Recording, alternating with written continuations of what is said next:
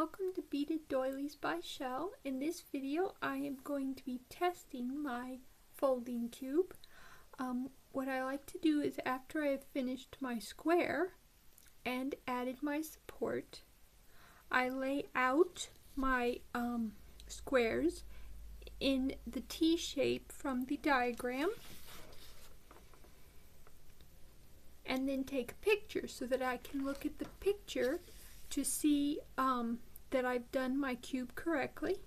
And for a sample, what I usually do is I like to go from the number 1 position here, which is this position, and then I turn it up and I see that that matches.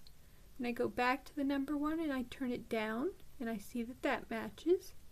Then back to the number 1 and then turn it and check the next one, and then the next one, and then the next one, and that makes it easier to check your cube that you have done it correctly if you have a picture of the actual squares.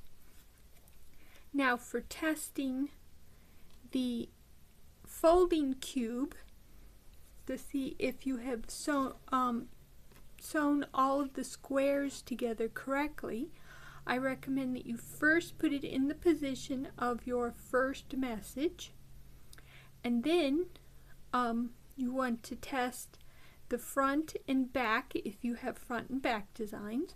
So you will turn them up towards each other like this, and then you will check your front design, which here I have butterflies. And then we want to check the back design, which I have lost my cube. Oops. Got to get it back in the right position. There we go. And then we'll check the back design. You don't have to flip it like this as much as I'm doing because I want to show you. And here for you it's upside down, but here is a cat. And we'll put that back. Alright. Now once you've checked your front and back that they are correct, you can lay it back down so that you see your first message.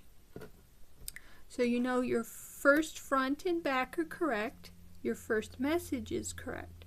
So then you turn these towards you and these away from you, and you see your second message and you know it is correct. Then you want to lift up these two and fold these underneath it, and then lift up these two and fold these underneath it.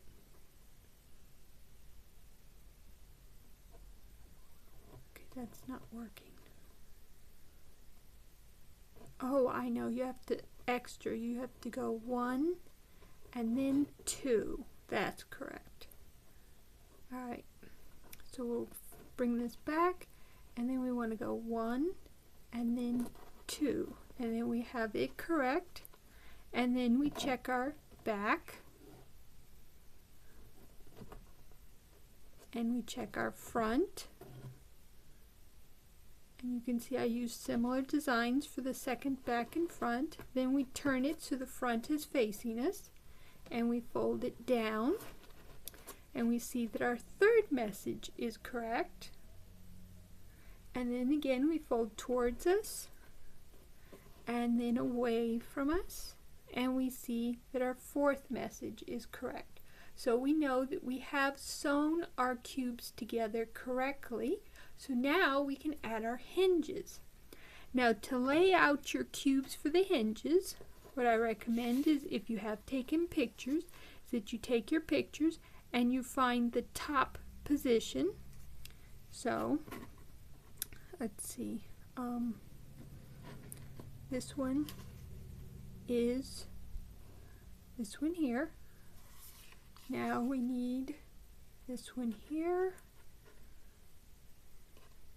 Oh, and for the order, you'll want to look at the second number, and you have 1, 2, 3, 4. Then you have over here 5, 6, 7, 8. So as long as your pictures are numbered, you can put them in that order. So we have 1, 2, now we need 3, and then we need 4, and you want to follow exactly the direction that this picture is in. Then we need 5 over here, and we need 6, then we need 7. Because these two are the same, you're going to have to check. Let's see, this one is supposed to be this way, so you check this. Okay, this one is number 7, and then we have 8.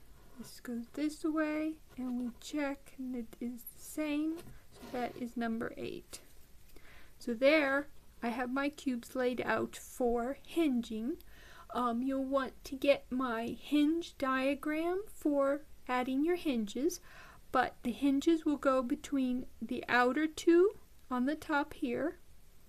Then between these here, you'll put a hinge here, and between these here, so you'll put a hinge here.